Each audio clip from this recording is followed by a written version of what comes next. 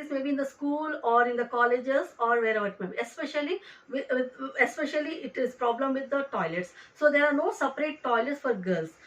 This has become again a big hindrance or barrier for the girl students to attend their or to get their education. Next is shortage of female teachers. So this point again we can conclude that, like in your conclusions, like if like in a new educational policy, if this is taken into consideration, like recruitment of more female teachers, so that the girl students will be comfortable while expressing their whatever problems they are having with the female teachers than the male teachers. And next is gender bias curriculum. Previously in the CBCS system in 2016-17, gender sensitization paper or subject was incorporated, but later on it was removed. I don't know why, but that is a one good subject or paper, just like your moral science or environmental studies.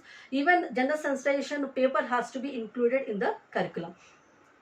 So what is this gender equity and why it is important at this stage? So gender equity is it means that we are putting more effort in ensuring the participation of women in higher education or girls in higher education. So if you go with the enrollment of 2018-19, so it was about 47.6%, so around 48%.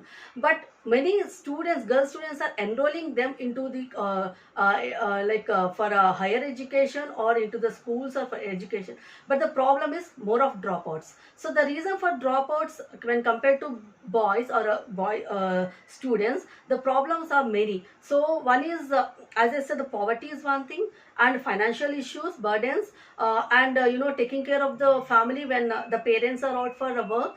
Next is early marriages and health issues and hygienic and other facilities which are not provided, or which in making them transportation going for a long way from their villages to other places. That is one more important, making them like reasons for dropouts. So when we like in government colleges, when we ask a student like why you're not coming to college, why you're taking a TC, why you're not want to continue the education, one reason they'll say is our parents are not allowing us. That is the one first reason they'll say.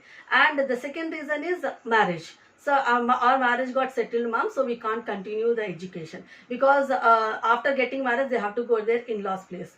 Like this, because of many reasons, especially the girl is facing and they are unable to continue their education.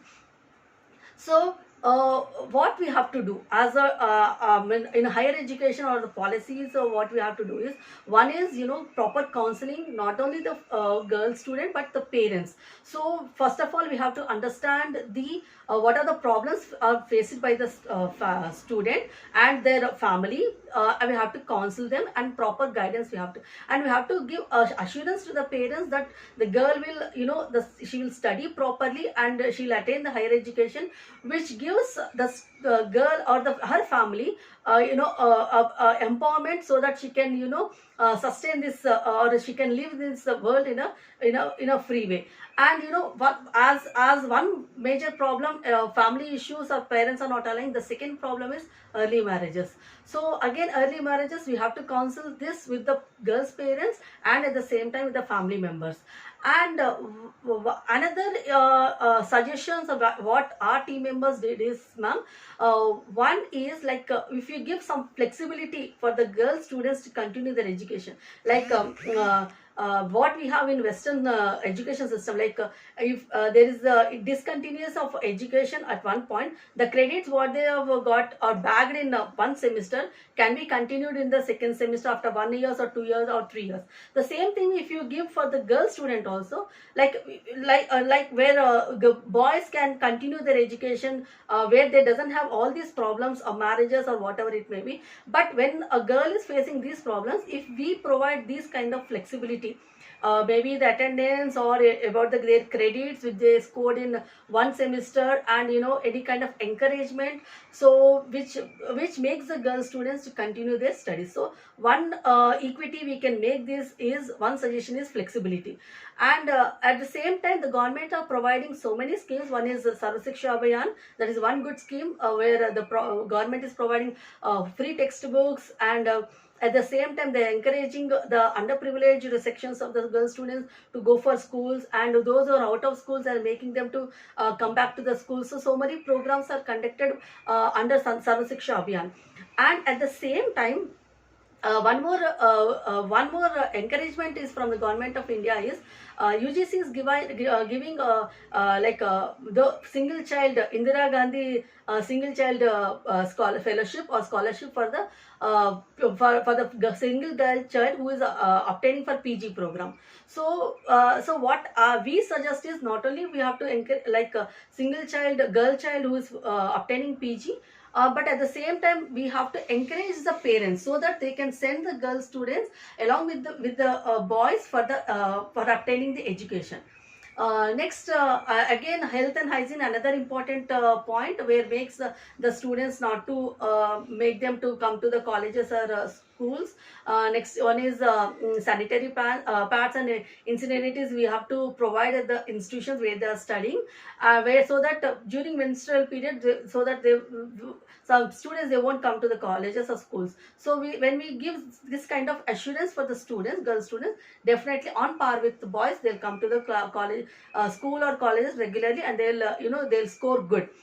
We have to conduct more of awareness programs on health and hygiene, and at the same time we have to educate the boys along with the girls. So not only girls are we have to educate on gender sensitization. So more programs have to be focused on gender sensitive programs on. You have to take the boys also, so that along with the girls, even the boys should know how to give respect to their friends or girl students in the society, in the institution where they are studying, and how they have to behave.